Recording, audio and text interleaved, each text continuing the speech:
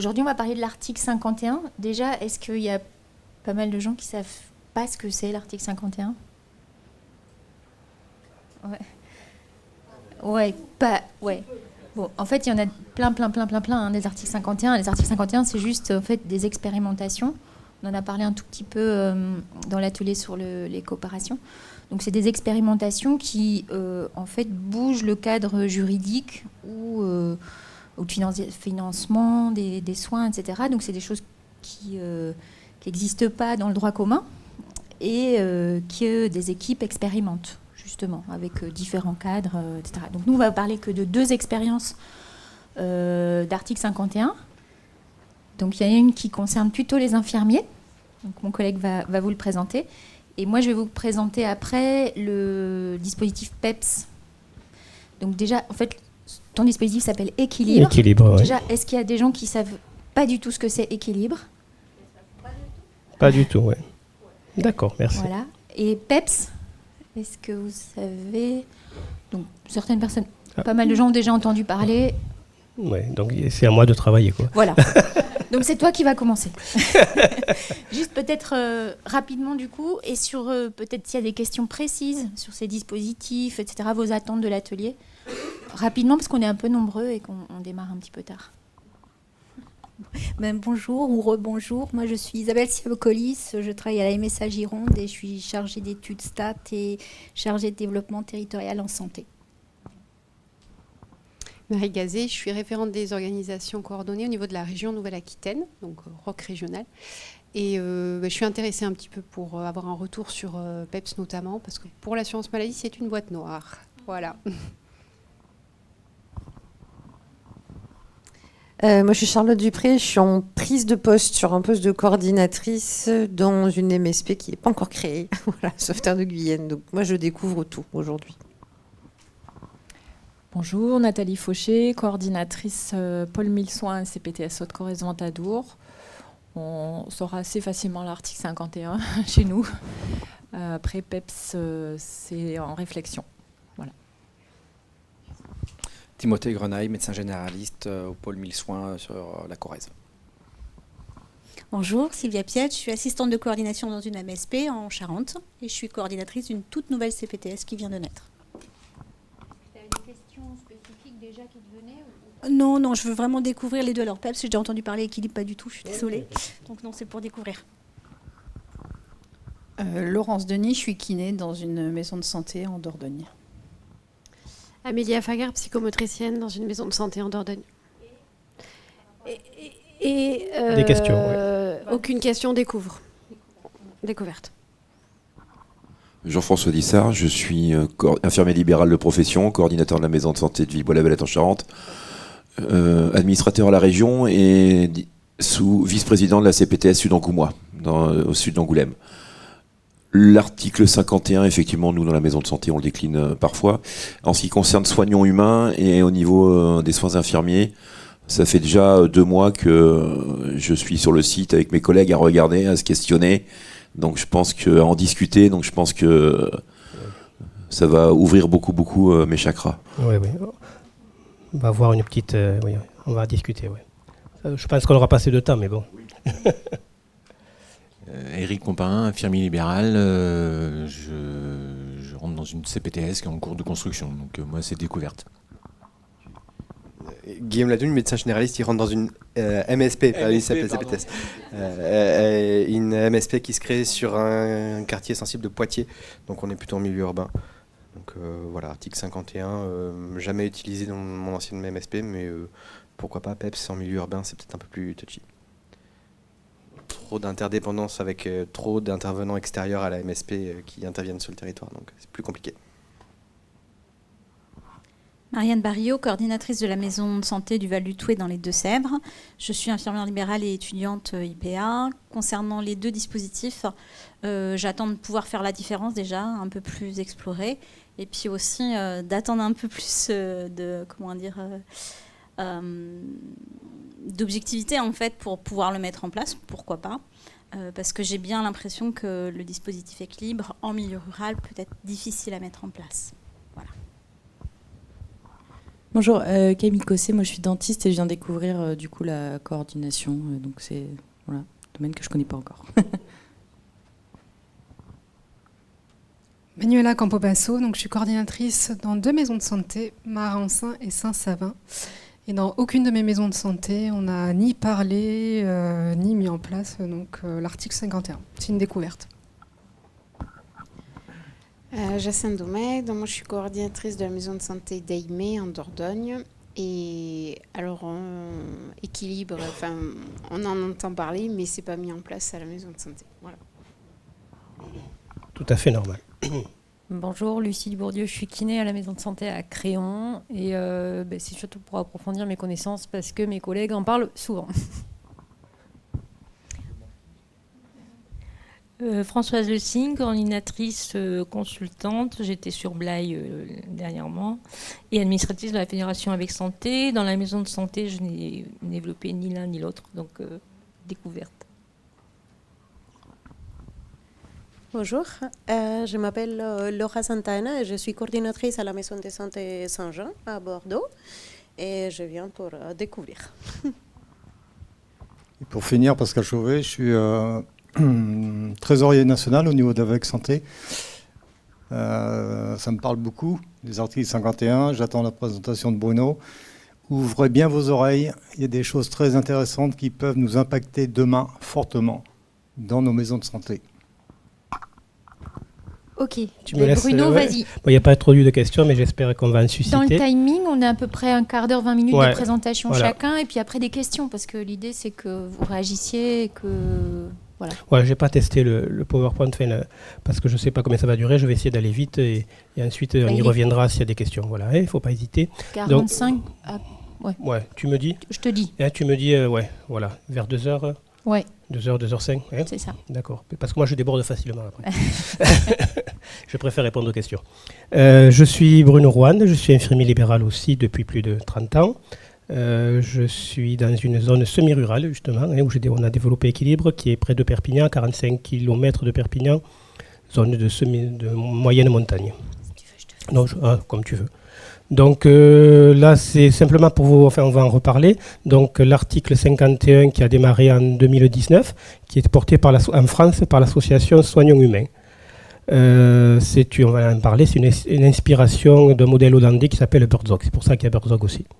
Et il parle beaucoup de temps de rencontre autour d'un café. C'est pour ça qu'il y a le café là. Voilà. Donc tu peux y aller. Ouais. Non. Si ça marche, ça serait mieux. Alors attends. C'est descendre, pardon. Attends, hop. Vas-y, au début. Voilà, c'est bon. C'est bon, merci. Donc c'est une vision hollandaise un petit peu qui s'appelle soins de quartier en fait, qui essaie de rapprocher un petit peu tout le monde au domicile du patient. Donc Équilibre, là on est dans un système de soins à domicile. Avec Pascal on en a beaucoup parlé, moi je suis donc coordinateur aussi d'une MSP, même de 2 MSP, et je suis en même temps aussi, je m'occupe de membre fondateur d'une CPTS aussi, donc je connais bien ce que vous vivez au jour le jour, et en même temps je suis au bureau de FECOP, qui est la fédération exercice coordonné d'à côté, d'Occitanie. Donc on a essayé de rapprocher autour du malade tous les patients, les proches aidants, les soignants, le système de santé. Peut-être je vous cache derrière, est-ce que je m'excuse, peut-être je vais me reculer un petit peu, ou là-bas, peut-être, ouais, voilà. C'est là, c'est filmé, ouais. C'est vrai.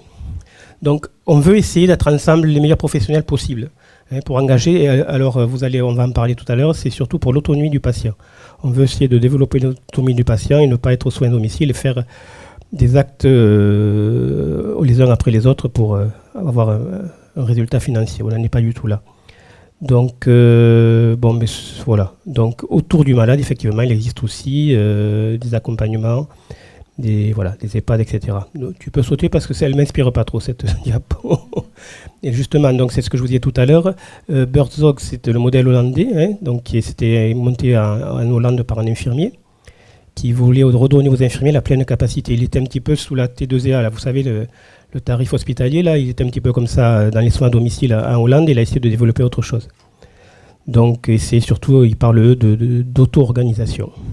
donc en même temps, équipe auto-organisée, c'est-à-dire sans hiérarchie, et qui fait gagner de l'argent au système hollandais, puisque maintenant ils sont partis à 2 ou 3 ou 4, je ne sais plus combien, et maintenant ils sont plus de, je crois, 20 000 ou 30 000, je ne sais plus, ça a été exponentiel, et c'est un interlocuteur très écouté de la CNAM hollandaise. Je ne sais pas si c'est la CNAM, je ne connais pas trop leur système, mais enfin, en plus là, voilà, ils ont un rapport où ils ont des enveloppes globales.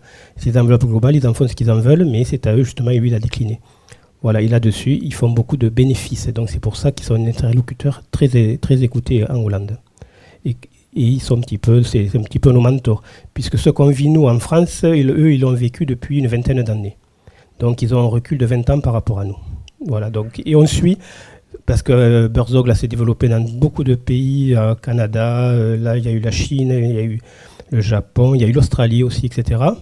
Et maintenant, ce qu'on vit en France, c'est un petit peu leur ancêtre, puisqu'il y a exactement le même processus, expérimentation, innovation et développement dans le droit public. Voilà. Donc la vision de Jos de Blok, c'était permettre aux patients de vivre la vie la plus riche et la plus autonome possible à leur domicile le plus longtemps possible. Donc c'est cette philosophie qui nous maintient, qui l'association Soins Humains, c'est notre credo. Donc voilà Burzog, donc voilà, je vous dis, on ne va pas trop épiloguer là-dessus, mais après on peut y revenir, mais enfin ce n'est pas le plus important. Voilà. Donc ils ont trouvé des solutions, des services, etc. Et c'est surtout ce que je vous disais tout à l'heure, c'est vraiment, ils essaient en fait, c'est des équipes auto-organisées de 10 à 12 infirmiers qui naviguent autour d'un quartier d'à peu près comme un petit village en France de 3000 personnes. Burzog, c'est la définition, enfin la traduction du mot quartier en hollandais. Donc, l'innovation, enfin l'expérimentation article 51, je vous dis innovation souvent parce que maintenant on est passé depuis janvier 2024 en innovation, c'est-à-dire que ça va rentrer dans le droit public. Je vous le dirai après, on rentre dans un SAS qui va nous permettre de réfléchir ensemble comment on peut développer ce système qui est bénéfique pour tout le monde. Donc c'est l'association, voilà, vous voyez, l'innovation équilibre maintenant. Je ne parle plus d'expérimentation, mais c'est vrai qu'au départ, donc c'est une expérimentation qui a débuté en octobre 2000, même pas, je crois, juillet 2019.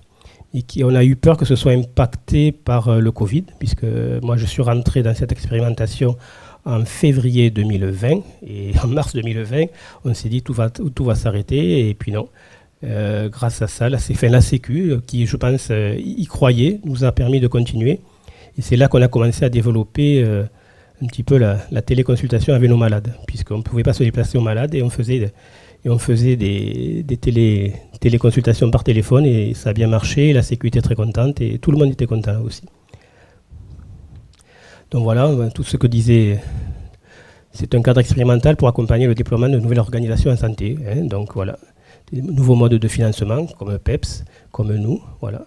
Donc ça s'est développé sur trois territoires, vous le voyez là, dans l'Occitanie. Au départ, il y avait les Hauts-de-France, puisque l'association Soins Humains est dans les Hauts-de-France.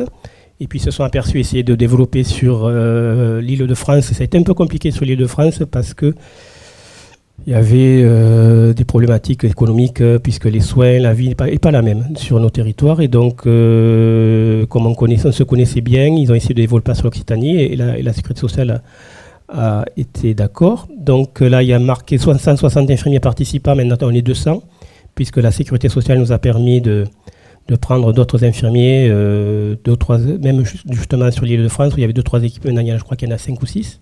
Voilà, et donc on a englobé sur 3 ans, puisqu'on a été bien sûr évalué. Donc en 2020, on a commencé, puisque l'expérimentation est partie en 2019, je vous disais, mais les premiers infirmiers sont partis en 2020, normalement même octobre 2019.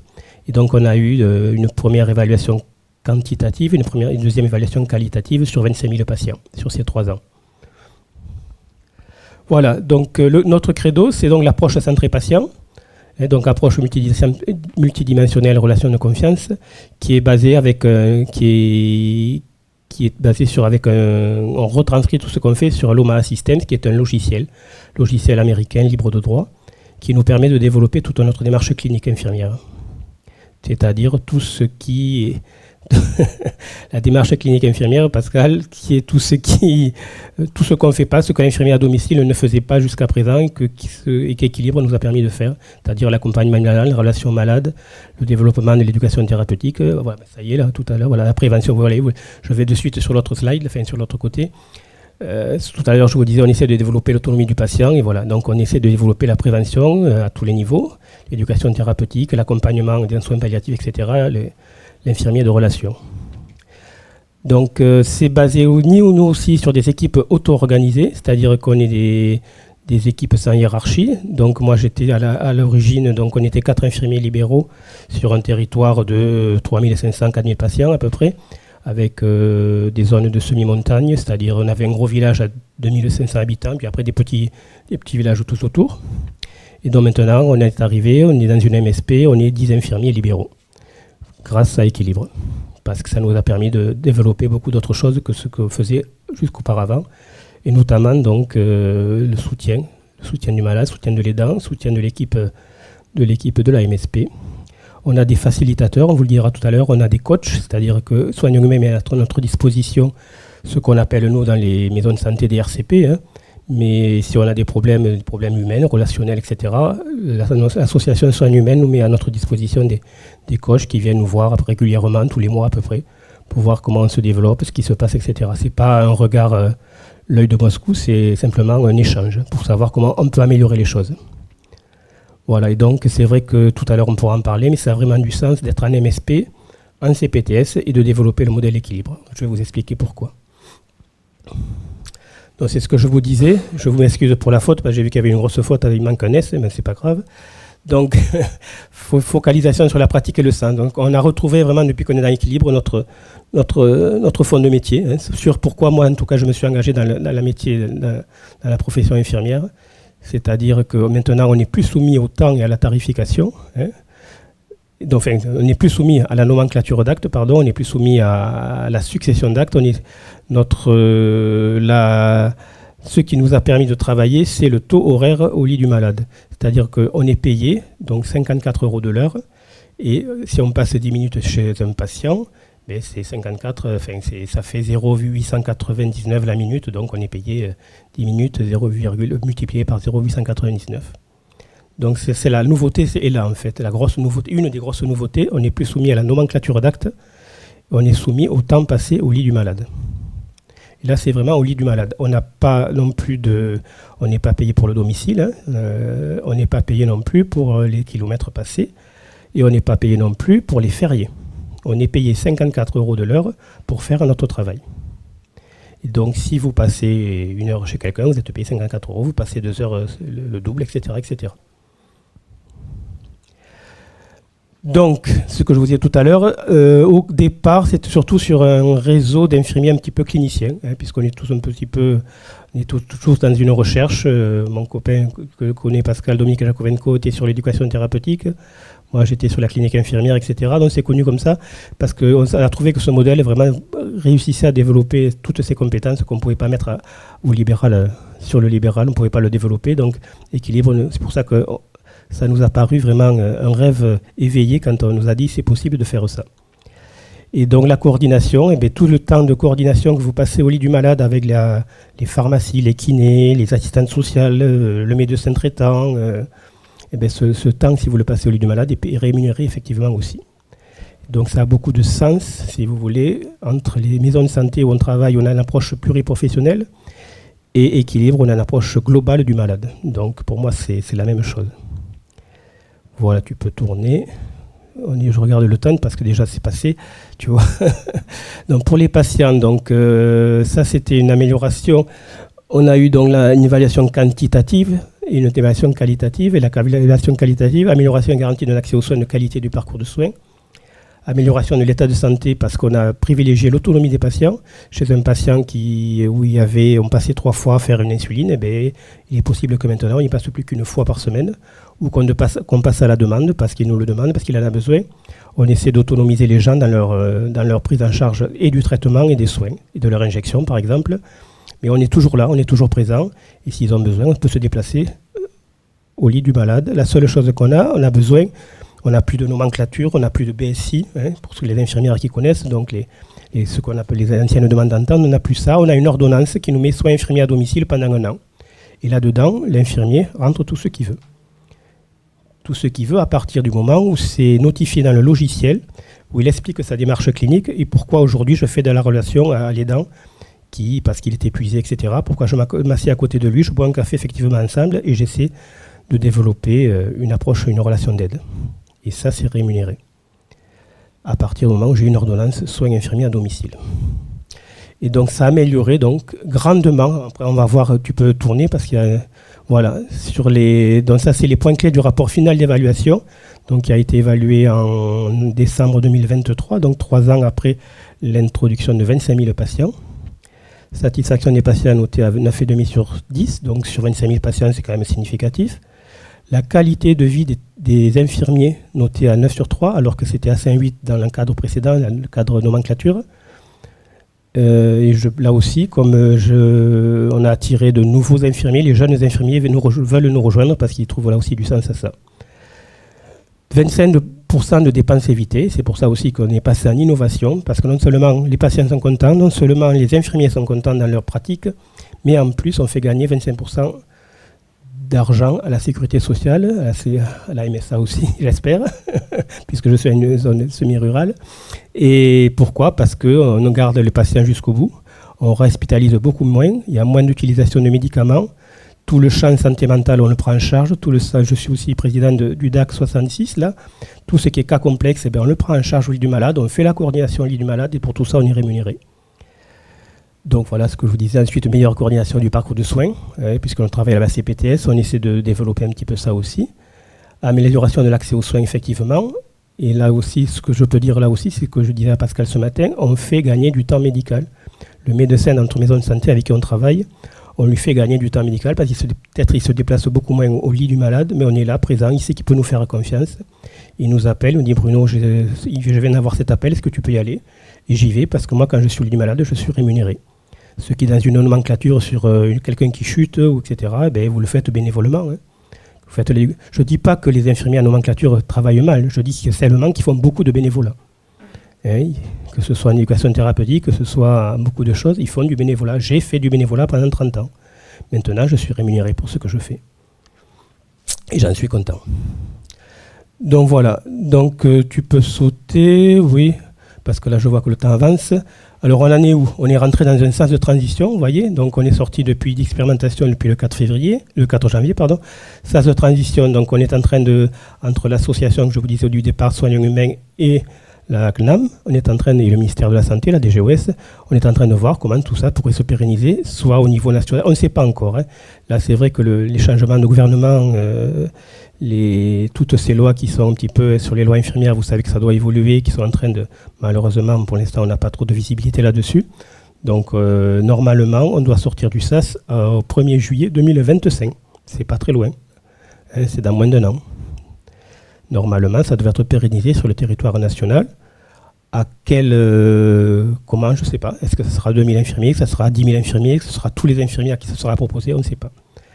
Là, je viens vous en parler parce que c'est vrai que sur l'Aquitaine, donc comme on disait tout à l'heure, ça n'a pas été développé, mais il faut que vous sachiez que ça existe et que si dans 1 an, on vous dit il y a la possibilité de choisir, vous savez de quoi on parle.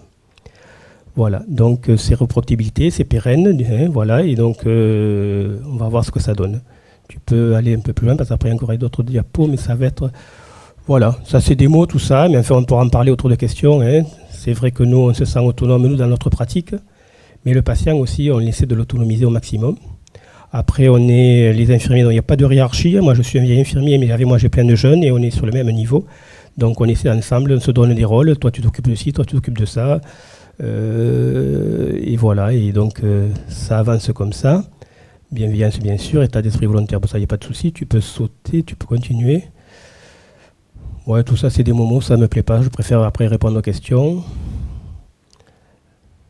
Se poser des questions, être orienté, pérennité. Ouais, on essaie de, voilà, aussi on s'accompagne les uns les autres, hein, c'est-à-dire qu'on a un petit regard grâce au logiciel, un petit regard sur ce que fait l'autre, et pourquoi moi je passe 5 minutes chez quelqu'un, et pourquoi lui il passe un quart d'heure. Et après, notre logiciel nous permet de mettre des observations et d'expliquer notre démarche clinique, pourquoi je me suis assis du malade, qu'est-ce qui s'est passé, qu'est-ce que j'ai ressenti ce jour-là, et pourquoi moi j'ai passé, mettons, 3 quarts d'heure, et pourquoi l'infirmier qui passera demain passera qu'un quart d'heure. Voilà. Et donc, ce que je vous disais tout à l'heure, on a un facilitateur d'équipe, ce qu'on appelle un coach, qui est là, chaque fois qu'on a des problèmes, qui vient nous expliquer sur les outils numériques et surtout sur le RH, sur les relations humaines, les ressources humaines. Voilà. Et donc là, voilà, si ensuite vous êtes intéressé, s'il y a ensuite des questions, etc., il y a ce Padlet, là, puisque nous faisons des visios équilibres pour vous informer. Chaque année, la prochaine, c'est le 17 octobre. Il y a des listes d'attente pour s'inscrire aussi par rapport à la sécurité sociale, pour dire, voilà, on est intéressé par ça, pourquoi pas. Et voilà. Donc tout ça, je donnerai les infos aussi à Nathalie, Nathalie Opis, là, avec Santé Aquitaine, qui vous mettra ça pour les personnes intéressées, qui pourra leur envoyer des mails. Voilà, j'ai été, regardez, 14h04. Ça a été très rapide. Je pense que voilà, c'est simplement une petite... on a abordé, voilà. Oui, de toute façon, en un quart d'heure, on peut pas... Voilà. La seule chose que je veux dire, c'est qu'il y a un grand sens entre les maisons de santé et les infirmiers, le dispositif équilibre, l'innovation équilibre. Pourquoi ? Parce qu'on se retrouve sur plein de points. On se retrouve sur les réunions d'équipe, on se retrouve sur la prise en charge pluripro, et on essaie de travailler ensemble, et on fait surtout gagner du temps médical aux patients, on fait gagner du temps médical à nos collègues kinés, etc. etc. Et cette habitude de RCP, moi, ce que je dis, ça fait tache d'huile, quoi. Ce qu'on vit, nous, en équipe d'infirmières, ça fait tache d'huile auprès de tous nos autres orthophonistes, pédicures, etc. Parce qu'ils voient qu'ensemble, en équipe, on travaille mieux. Donc, pour moi, c'est du gagnant-gagnant de travailler avec les MSP et développer l'équilibre à l'intérieur. Voilà. Merci beaucoup. Je me mets derrière. Bon, on va enchaîner. Tu veux poser une question ? Oui, dans le cadre de prise en charge qu'on a, nous, dans le cas de la Charente, un patient complexe qui est pris en charge en hospitalisation à domicile en fin de vie, avec un drain pleural, une pompe, etc. Dans le cadre où mon cabinet le prend en charge, on se substitue à l'HAD du coup. On va s'occuper de coordonner, de gérer. Tu as bien compris. Voilà. Donc la relation avec l'HAD, ça se passe comment ? Ça s'est passé comment vous Ça s'est passé très simplement, puisque nous on est sur un HAD qui est à Perpignan, donc à 45 km. C'est nous qui travaillons avec, parce qu'ils ne se déplacent pas sur le domicile, si tu veux. Donc on fait une convention, etc. Et on a réussi à introduire chez eux la tarification équilibre. Que ce soit dans les SIAD ou que ce soit avec HAD, on leur a dit, voilà, nous on touche ça avec équilibre. Et maintenant, comme c'est passé dans Innovation 2020, depuis janvier 2024, ils ont tout à fait accepté. Donc dans le cadre où il y a un déploiement officiel sur le territoire, on basculerait, la NGAP sauterait, ils seraient tous sur équilibre avec une tarification... On n'en est pas là. Non, je veux dire, entre parenthèses. Il y aurait les deux, si tu veux. Nous, ce qu'on milite, ce n'est pas les uns contre les autres, c'est simplement qu'il y ait deux possibilités. Parce qu'il y a très bien des infirmiers qui vont continuer à être en GAP, et moi, je ne vois aucun inconvénient, si ça leur satisfait. Il y a des infirmiers qui vont passer en équilibre ensuite, quoi. Parce que ce n'est pas la même démarche, si tu veux. Il faut que tout le cabinet... C'est un état d'esprit, je pense, non ? C'est voilà, ça. C'est ça.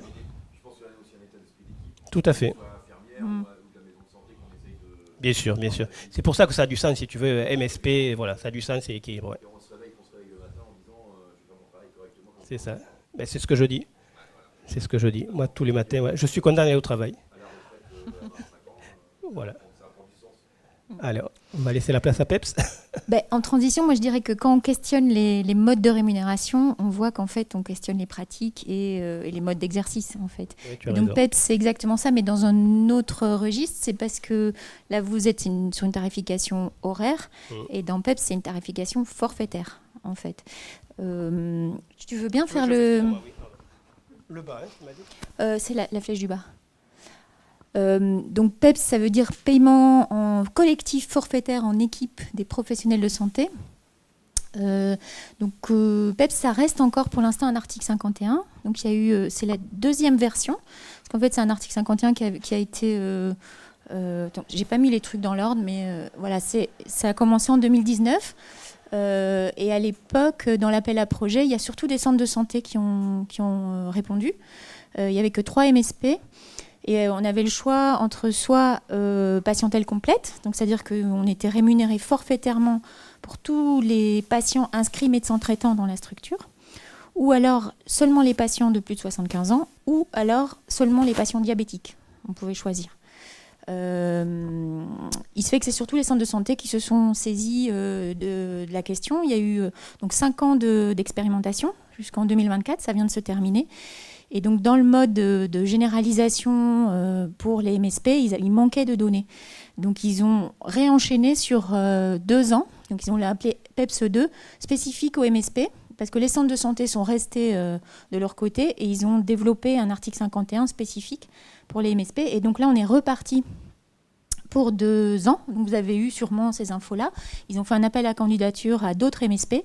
Et donc là, il y a 10 MSP qui ont répondu présentes. Tu peux mettre... oui. Non, après, juste la cartographie, juste vous montrer qu'effectivement, en Nouvelle-Aquitaine, il y en a une. Donc c'est ma maison de santé. Sinon, effectivement, ça rejoint les autres réunions. Oui, elle est là, il est là. Voilà, surtout Rhône-Alpes.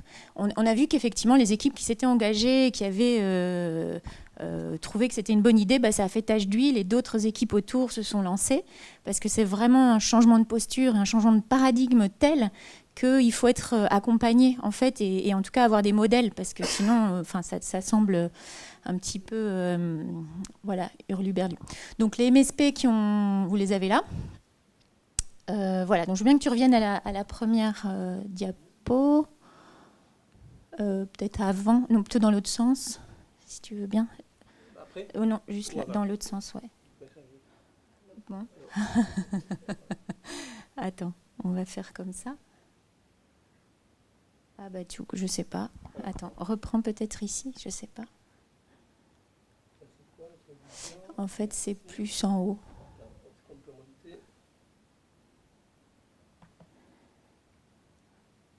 Attends, je vais monter peut-être. Ouais, voilà. Youp. Donc, c'était la première. Ouais.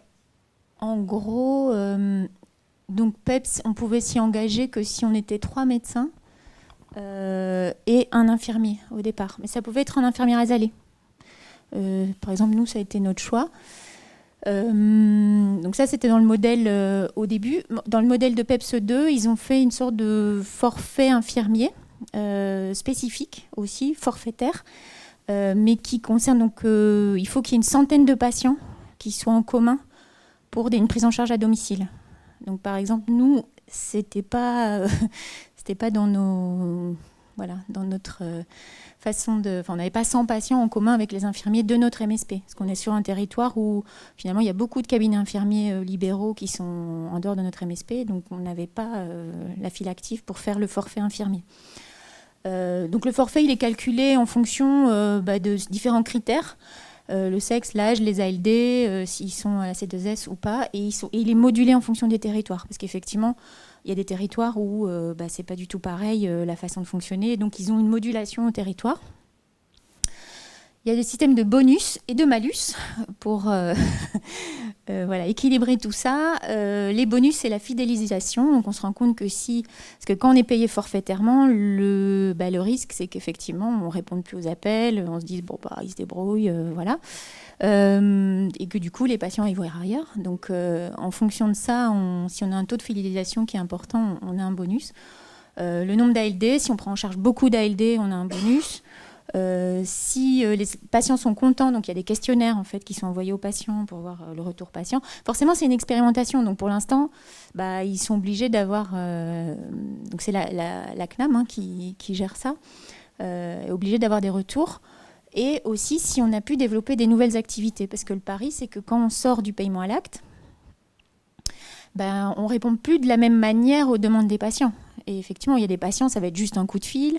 Des patients, ça va être une consultation conjointe avec la psychologue. Un patient, ça va être plutôt une séance d'éducation thérapeutique. Un autre, ça va être...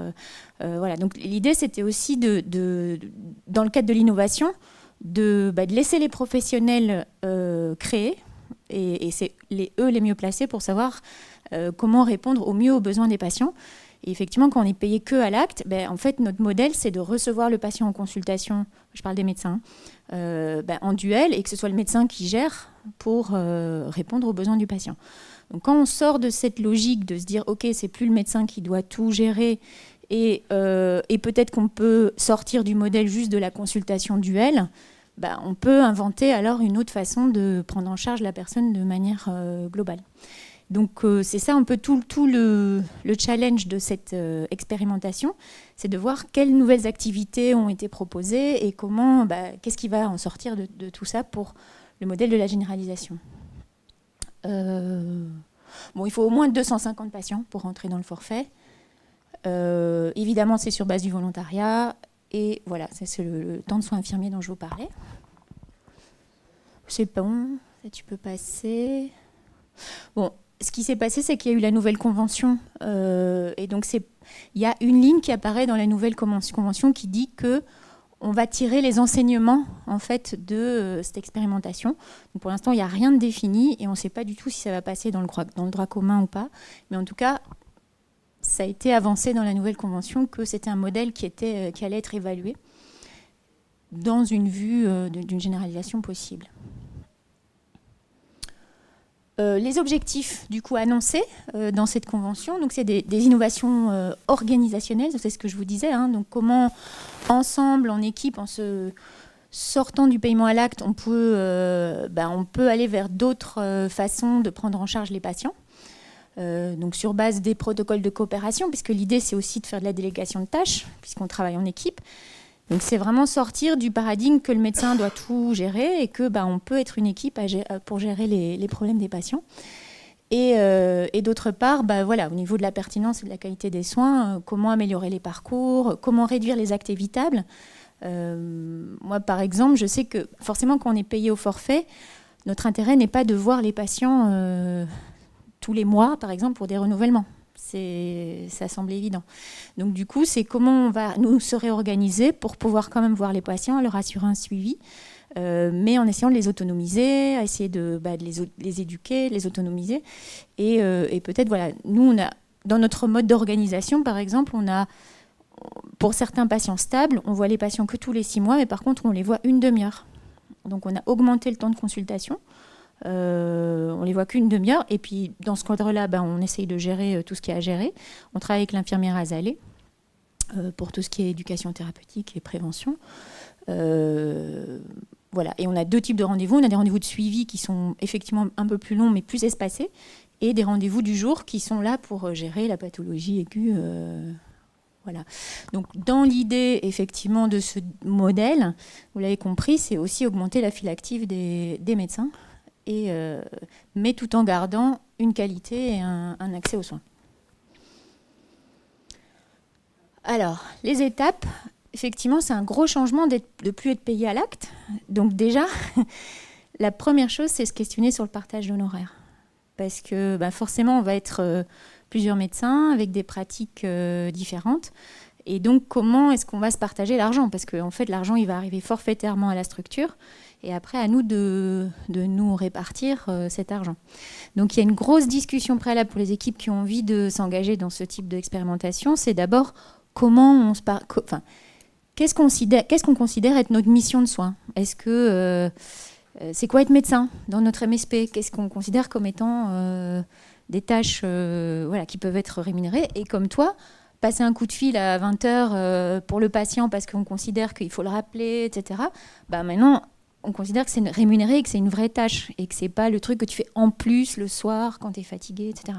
Il y a des équipes qui se sont organisées des temps dans leur journée pour faire de la biblio, d'autres qui se sont organisées pour faire des ateliers, d'autres qui font... Donc c'est à nous aussi d'inventer et d'organiser, mais on considère que du coup, ça fait partie de notre mission puisqu'on est payé pour ça. Bien sûr, il va y avoir... il faut effectivement, pour l'instant, c'est une remontée d'informations puisque c'est une expérimentation. Donc nous, on trace tous les patients qu'on voit. On passe plus de carte vitale, mais on est obligé de tracer pour savoir qui on voit, quand, comment, dans l'état d'expérimentation. Donc il y a tout un volet où on doit s'organiser avec les éditeurs de logiciels. Et donc là, on est occupé à faire un cahier des charges pour, si ça passe dans le droit commun, que les éditeurs de logiciels s'organisent. Et bien sûr, il faut savoir comment on va engager l'équipe, parce que c'est un vrai changement d'organisation. Même si ça concerne principalement les médecins et ou infirmiers, c'est aussi un autre mode d'organisation de l'équipe. Et donc, comment on va s'organiser, etc. Donc, il y a tout un un travail préalable, on va dire, de savoir comment on va fonctionner. Peut-être écrire un règlement intérieur, voilà, c'est un des outils. Et effectivement, se dire qu'est-ce qu'on peut faire à la place de l'acte. Et donc, toutes ces projections. Alors, il y a un comité de pilotage, il y a d'autres équipes qui sont engagées. Et donc, l'idée, c'est qu'on capitalise, évidemment, sur les gens qui ont déjà fait d'autres expériences. Voilà, ça, c'était un truc, une diapo sur le module de temps de soins infirmiers. Donc, il y a une enveloppe de 40 000 € en fait, qui est mise à disposition des infirmiers. Mais effectivement, il faut donc bien cibler une patientèle. C'est pour que certains patients, ce n'est pas pour tous les patients. Il faut quand même une centaine de patients à domicile, c'est ce que je vous disais tout à l'heure. Il faut rédiger un plan personnalisé de santé pour ces patients-là.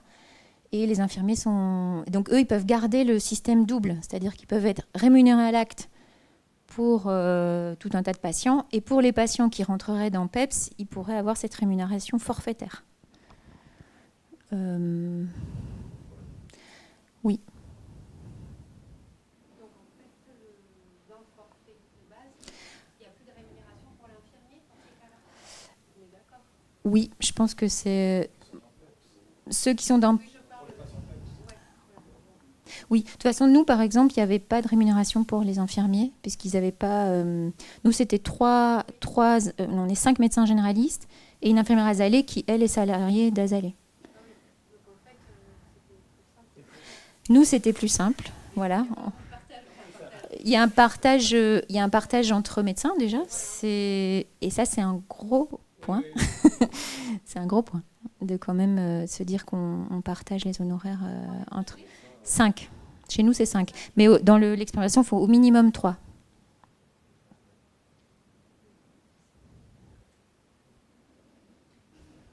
Oui.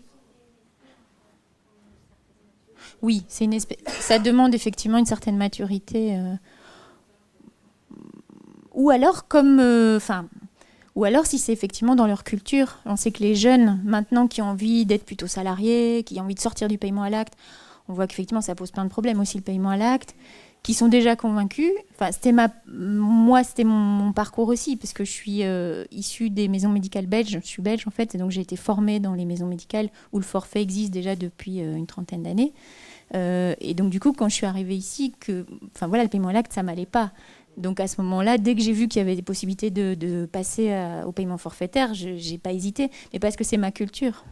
Et donc, c'est vraiment un changement de posture et de se dire... Et je pense qu'effectivement, la nouvelle génération, peut-être qu'effectivement, est peut-être plus encline à switcher à ce moment-là.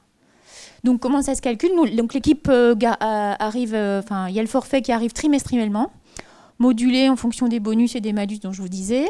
Elle paye ses charges, elle paye les remplaçants s'il y en a, elle paye les frais, voilà. Et s'ajoutent à ça les autres forfaits, donc les ROSP, tous les actes hors PEPS, oui, parce que je vous ai dit, PEPS, en fait, c'est que les actes nomenclaturés, mais pas les actes techniques. Donc, si on fait en plus des actes techniques, si on fait en plus d'autres types d'actes, la permanence des soins, les gardes, tout ça, c'est en plus du PEPS, plus les autres forfaits. Et donc ça donne la rémunération globale. Bon, voilà. Ce que ça nous a permis, effectivement, c'est le fait d'être payé forfaitairement, mais c'est qu'on s'est octroyé aussi des avantages. Par exemple, on a des congés payés, on se paye des jours de formation, on se répartit les tâches, etc. Donc, il y a une forme d'équité aussi entre nous. Enfin, nous, c'était en tout cas nos valeurs. On voulait que ce soit un système équitable. Forcément, ça amène une rigidité parce que si on doit s'organiser sur... on prend le même nombre de jours de congés, on prend le même nombre de jours de formation, etc. Donc, ça demande... on a moins de souplesse. Donc, ça demande quand même de rester souple et de pouvoir s'organiser. Tu parlais d'auto-organisation. Effectivement, c'est des systèmes où on doit quand même être en non-hiérarchie. Enfin, je pense qu'il faut qu'on s'organise tous et qu'on soit sur le même pied d'égalité.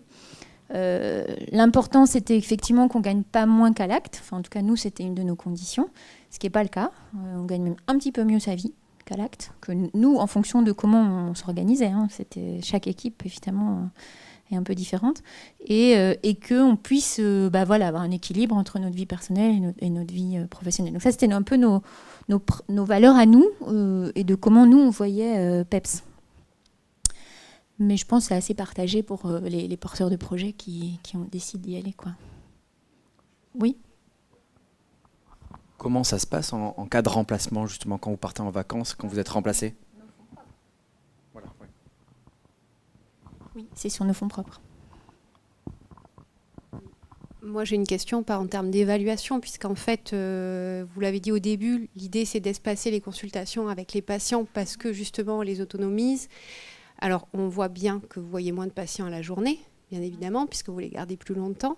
Mais est-ce que vous avez évalué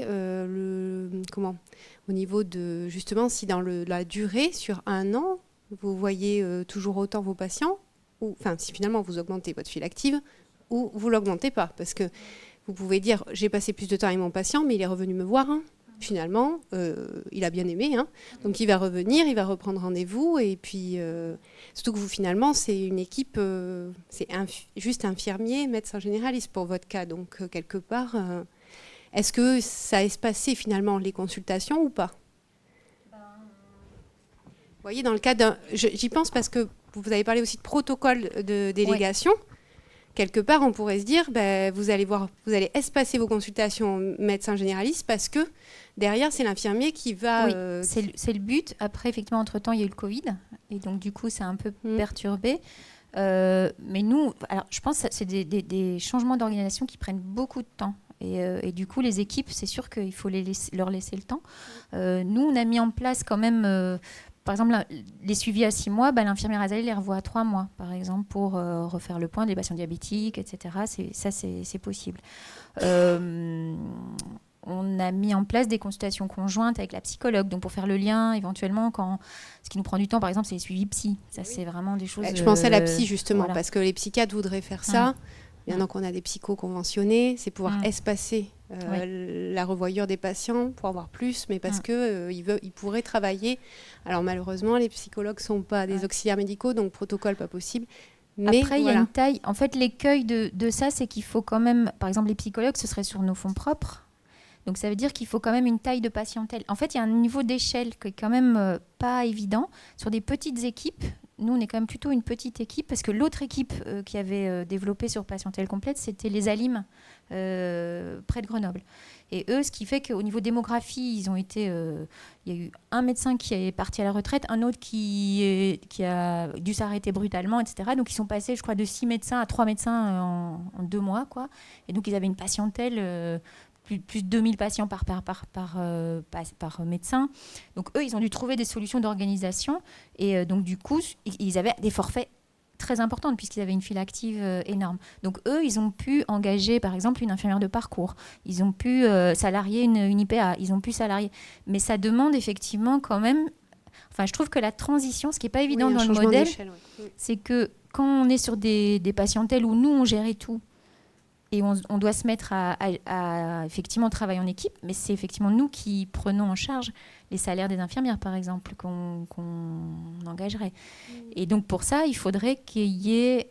Enfin, c'est que la montée en charge, elle se fait progressivement. Donc, il y a un moment donné où ça va basculer, mais c'est pas évident de salarier quelqu'un quand on avait l'habitude d'avoir une patientèle où on gérait tout. Et donc, du coup, on ne peut pas se permettre d'avoir une patientèle énorme. C'est 2 choses bien différentes. La réorganisation pour faire face à une vague de population à prendre en charge en raison de départ à la retraite ou autre, et le mode de rémunération. Je ne comprends pas en quoi le mode de rémunération permet vraiment de se libérer du temps.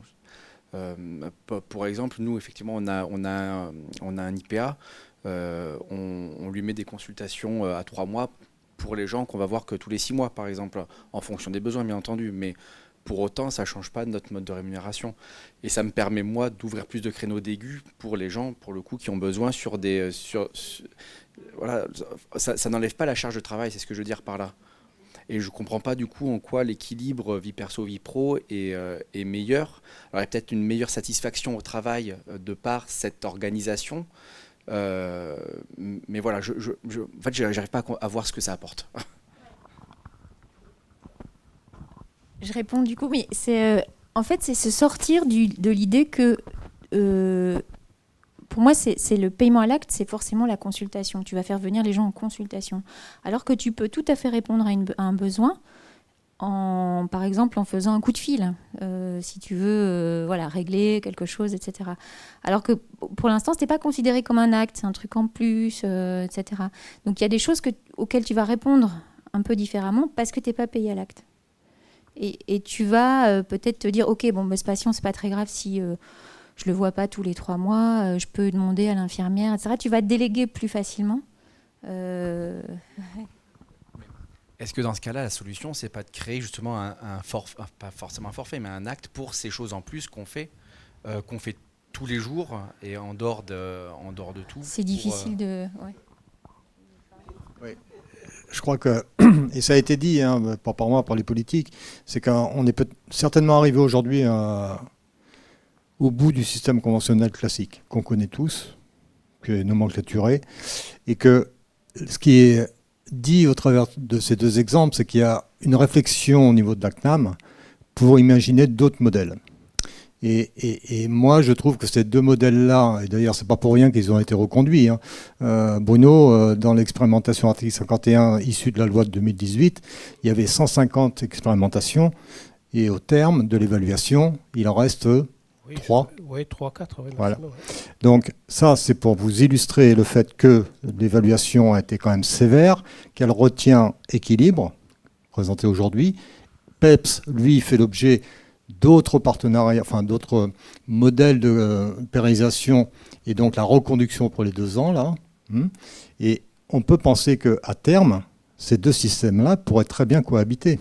Ah oui, bien sûr, bien sûr. Et vous avez bien compris que PEPS, c'est spécifique MSP. Équilibre, lui, s'adresse à l'ensemble des infirmiers potentiels en France, libéraux, voilà.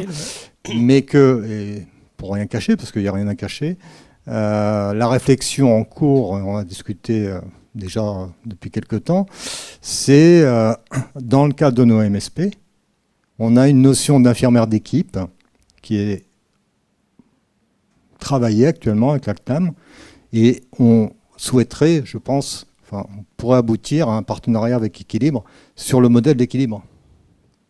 Voyez. Et pour ne pas monopoliser la parole, dire que moi, en tant qu'infirmier, j'aurais bossé pendant 40 ans en étant payé plus de mes frais de déplacement que de mon activité au lit, et que quand je vois ce modèle-là aujourd'hui, je désespère d'être né en 1961. J'aurais aimé naître en 2000 et connaître ça, quoi.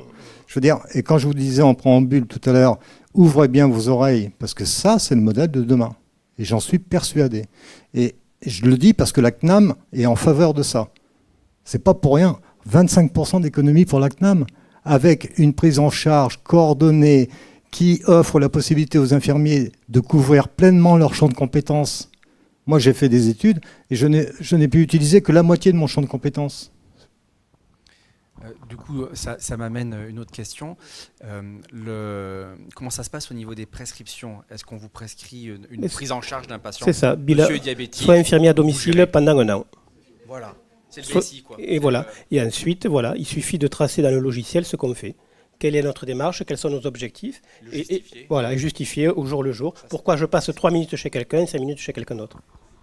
Sur le logiciel, je me suis posé la question. Oui. Ça veut dire que la maison de santé, elle a accès. Tous les professionnels de santé, ils accèdent. Pour l'instant, c'est simplement infirmier. Ah voilà. Ouais. Donc comment vous coordonnez avec les autres vous utilisez quoi comme outil de Après, on a VEDA, après on a un logiciel. Oui, on a des logiciels métiers partagés. D'accord. Mais ça pourra évoluer. OMA peut évoluer. Tout à fait. Tout à fait. Si tu veux, à domicile, j'ai une tablette. J'ai ma démarche clinique infirmière dessus. Voilà. Et je cause, aujourd'hui, je passe 5 minutes chez toi, je cause, parce que sur ma démarche clinique, j'ai marqué que je passais 5 minutes pour faire je sais pas quoi, n'importe quoi, un acte, etc. Et si jamais j'y passe 10 minutes, un quart d'heure, je mets 10 minutes à côté, si tu veux, je coche et j'explique pourquoi. Une observation, j'ai passé 10 minutes parce que j'ai expliqué le traitement. J'ai un patient qui m'appelle pour une prise de sang à 7h du matin, à côté de la maison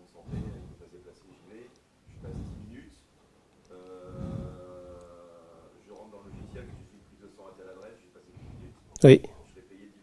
Tu es payé 10 minutes, mais si au lit du malade, tu as ton logiciel et que tu rentres ce que tu fais au lit du malade, tu es payé par rapport à ton logiciel. Et, tu comprends? Voilà, donc si le malade me dit aidez-moi à mettre ma chaussure. Je crois qu'il y a un élément important sur la prise de sang, et souvent je te prends un exemple quand je parle d'équilibre. Tu fais une prise de sang à un sujet 30 ans qui va bien, ça dure 5 minutes. Ok. Par contre, tu fais une prise de sang à une patiente ou un patient qui a eu sa chimio la veille, tu vas passer 1 heure. Ok? L'heure, tu la factures. C'est au bénéfice du patient. Moi, ça m'est arrivé. Voilà. C'est une gymnastique à. Ah, mais c'est rapide, hein, c'est rapide. Tu sais, voilà, il te faut 2-3 mois pour t'acclimater, mais après, tu es dans le velours, là, après, tu te régales. Hein. Ça m'est arrivé par rapport à la prise de sang. Pour clôturer, pour redonner un exemple, j'y suis passé un patient que je connaissais pas, un jeune de 30 ans, etc. En fait, il avait un glioblastome, je ne le savais pas, prise de sang, etc. Après, j'ai discuté un petit peu avec lui, et finalement, il était douloureux. Je vois qu'il était émacié, etc. Et finalement, j'ai expliqué, je suis resté 1/2 heure ou 3/4 d'heure pour expliquer l'antalgique, pourquoi il y avait du retard, pourquoi il y avait du rapide, etc. Il ne savait pas, il n'avait pas été expliqué. Mais là, j'ai compté, la prise de sang a duré 45 minutes. Mais parce que j'ai fait mon acte, mais après, j'ai fait tout ce qui était mon métier, quoi. Mon métier infirmier. Après, c'est ce que je disais. Après, on était 4 infirmiers au départ. Maintenant, on est 10 infirmiers. Bien sûr. Et des jeunes infirmiers, voilà, qui veulent travailler comme ça, ouais. Et donc, en quelque sorte, des actes qui n'étaient pas forcément pris en charge et le deviennent. Enfin, des actes, oui. Enfin, tout ce que en fait, c'est du bénévolat que tu faisais parce que tu voulais bien faire ton métier, mais que tu n'es pas payé pour, quoi. Peut-être ma dernière question. Pour les territoires ruraux... Au contraire. Pour les territoires ruraux où il y a beaucoup de kilomètres entre chaque patient, est-ce que c'est adapté à tous les territoires? Après, c'est un modèle économique. Là, dans l'innovation, on a demandé à augmenter justement le prix de 54 € de passer, enfin, ils n'ont pas dit pourquoi, le tarif de négociation, mais à augmenter un petit peu justement pour prendre en compte ça. Parce qu'on s'est aperçu que moi, j'ai une collègue en Haute-Pyrénées, là, et enfin qui fait beaucoup de tourisme, etc., qui a des stations de ski, etc. Mais elle trouve quand même, moi, sincèrement, depuis que je suis dans l'équilibre, je n'ai pas augmenté ni diminué mon chiffre d'affaires. Ça a été pareil. La seule chose, c'est la qualité de travail. Par contre, c'est vrai qu'on s'est développé. Oui, mais... Pardon, mais oui. C'est pareil, la qualité du travail, quand il y a... 50 patients à prendre en charge de la journée, quelle que soit la rémunération, il y a 50 patients à prendre en charge de la journée. On recrute, ouais. Et l'autonomie du patient, c'est ce que je vous disais tout à l'heure. Je passe 3 fois chez quelqu'un pour faire une insuline. Si je l'autonomise, ces 3 fois, je n'y passe plus qu'une fois par semaine. Et donc, à partir de ce moment-là, je peux faire autre chose. Je peux prendre en cas des cas complexes. Je peux m'investir plus chez quelqu'un qui le mérite, quoi. C'est un peu le même principe dans le PET. Je sais pas bien t'expliquer, mais... C'est ça. Ouais. Et je crois qu'on a intérêt enfin, c'était un peu les conclusions de l'expérimentation PEPS 1, c'était qu'effectivement, il fallait un modèle infirmier à côté. Parce qu'effectivement, sinon, ça change quand même, parce que tu es plus libre de savoir de tes journées, de ce que tu veux faire ou pas faire. Mais effectivement, pour que ça soit efficace, on va dire, il faut qu'il y ait aussi un modèle infirmier à côté. Je vais revenir sur le dispositif PEPS. Oui. En fait, aujourd'hui, moi, au niveau de la maison de santé, le recrutement des jeunes médecins, c'est extrêmement compliqué. Parce qu'il y a justement en fait, ce que vous avez mis en avant, la lourdeur de la charge administrative. Dernièrement, on a perdu même un médecin par rapport à ça. Il est parti en centre de santé. Qu'est-ce que vous me donnez comme argument pour aller objectiver en fait, un recrutement chez un jeune médecin qui permettrait lui dire écoute, tu as peur de t'installer en libéral, mais nous on connaît un dispositif, ça pourra t'éviter tout ce qui te fait peur en fait. C'est pas ouvert encore. Il n'y a plus tout le système de facturation. C'est fini. Mais qui fait cette facturation? Parce qu'en fin de compte, là vous ne l'avez plus, mais vous dites bien, vous gérez entre vous. Déjà les médecins, ils ont leur SCM à gérer, il y a la CISA, il y a les réunions CPTS, bref.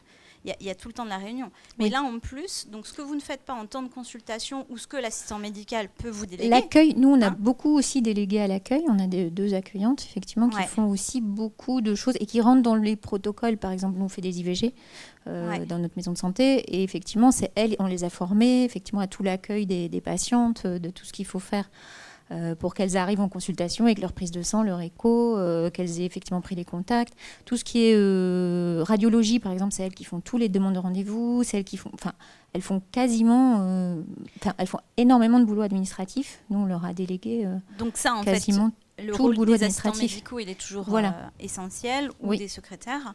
Et en fin de compte, la charge administrative de la rémunération, du partage de la rémunération, ça n'alourdit pas votre gestion de SM, par exemple? Ça la facilite puisque effectivement, il faut qu'on se mette d'accord de combien on se répartit et comment on se répartit les choses. Mais une fois que ça a été décidé, c'est un paiement trimestriel. Alors nous, effectivement, on se paye tous les mois pour avoir une rémunération mensuelle. Oui. Mais je dirais, il n'y a pas de question à se poser puisque le paiement, il arrive tous les 3 mois et c'est le même sur l'année. On sait combien on va être payé sur l'année, en fait. Donc il y a une sorte de prévisionnel. On sait exactement combien on va toucher sur l'année. Ok. Alors, la file active, elle est... Ah oui, il y a toujours un décalage, parce que la CNAM est toujours... Oui, en fait, c'est l'effectif du 31 décembre de l'année d'avant. Après, il y a une réévaluation en juillet de l'année d'après. Donc, on est payé... Alors ça, il faut accepter d'être payé pour des patients... Enfin, on bosse gratuit pendant 18 mois, quoi. Mais après...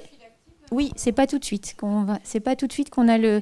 Donc il y a une inertie effectivement. Alors sur des files actives plus ou moins stables, ça se voit pas, mais des créations de patientèle. Alors ils ont fait quand même un modèle pour les patients, les médecins qui s'installent.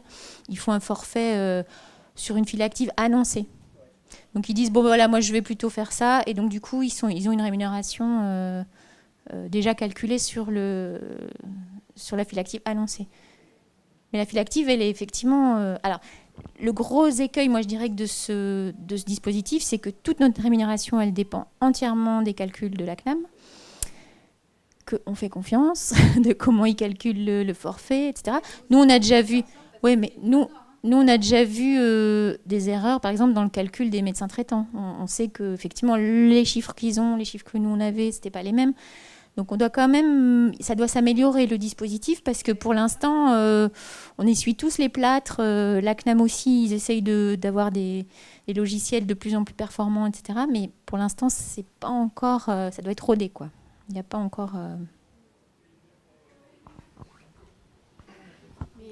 Enfin, il y a quand même un délai, une latence qui est désagréable dans le sens qu'à partir du moment où vous mettez en place ce dispositif, tant que l'effectif n'a pas augmenté, vous vous retrouvez dans une situation qui est compliquée. Oui. Et toujours dans le doute, parce que ce n'est pas dit que l'effectif augmente. Parce que s'il n'augmente pas, si on n'arrive pas à recruter, il se passe quoi? Ça a beaucoup plus d'inertie que le paiement à l'acte. Le paiement à l'acte, effectivement, on a une maîtrise à l'instant T. On veut gagner plus parce que voilà, nos enfants partent faire des études, etc. On se dit, cette année, il faut que je gagne plus. Voilà, on augmente nos actes et voilà. Alors qu'au forfait, non, ça sera que 18 mois plus tard que tu vas toucher le fait que tu vois. Oui. Et il faut augmenter la file active, donc ça ne se fait pas non plus comme ça.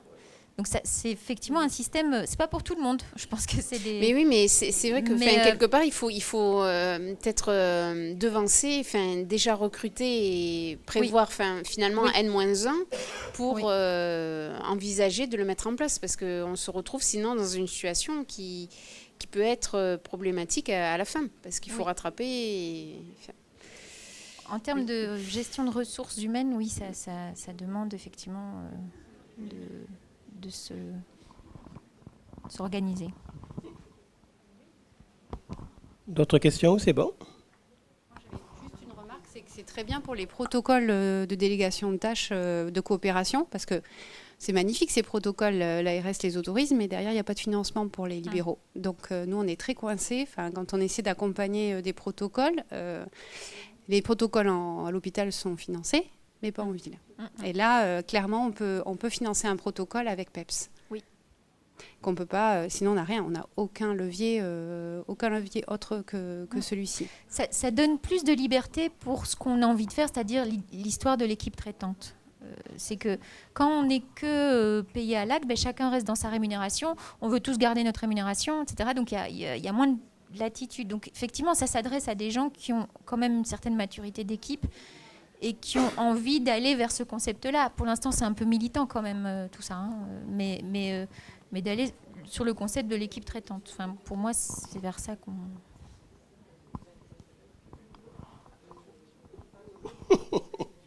C'est bon ? Non, mais moi, je suis très heureuse d'être dans ce dispositif. Bon, d'abord, j'ai été formée dans ce dispositif, mais pour moi, c'est une grande liberté, en fait. De plus être payé à l'acte, ça offre un champ des possibles, en fait, qui est comme vous pour les infirmiers, en fait. Mais au niveau médical, c'est pareil. On a un champ des possibles qui est...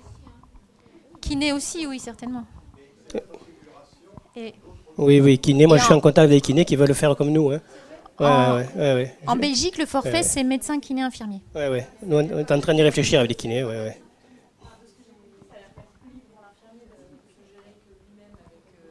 Équilibre, il a que lui à avoir équilibre.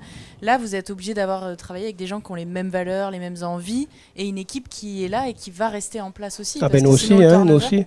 On ne peut pas faire quelqu'un qui veut course à l'acte, à la nomenclature et qui veut gagner beaucoup sa vie, et d'autres qui veut plan, qui est plus... Ah oui, donc vous travaillez pareil, c'est tout le monde est sur le truc. Tout le monde est sur équilibre. Oui, ok. Voilà. Ah oui, ok, donc ça, j'avais pas... C'est pareil, d'accord, Et on travaille beaucoup sur l'équipe, sur les mêmes valeurs, la même vision. C'est ça qui doit être difficile à mettre en place en fonction des endroits. C'est la richesse. C'est bien. C'est la richesse. Voilà. Après, on peut sortir de l'expérimentation, on a un mois. On peut arrêter quand on veut, je veux dire, mais enfin, personne... Depuis qu'on a les 200 infirmiers, personne n'a arrêté, au contraire. Ça, je peux témoigner. Et pour l'instant, on est soumis un petit peu à la CNAM et à la DGOS. De par la loi, oui. Et à partir de ce moment-là, de juillet 2025, sûr. La CNAM est en toute liberté de pouvoir financer ce dispositif à une échelle plus large. Et donc, je vous invite à suivre les travaux d'Avec Santé l'an prochain et en 2026. Parce que je pense qu'on pourrait s'accrocher à ce modèle-là, PEPS, équilibre, dans un global qui serait une notion d'infirmière d'équipe, en équipe, avec un médecin dans la... Oui, ça se potentialise. Donc voilà, tout ça se tient. Maintenant, il faut rassembler les briques et que la CNAM soit OK avec ça. Oui, les kinés, les autres professionnels. Voilà.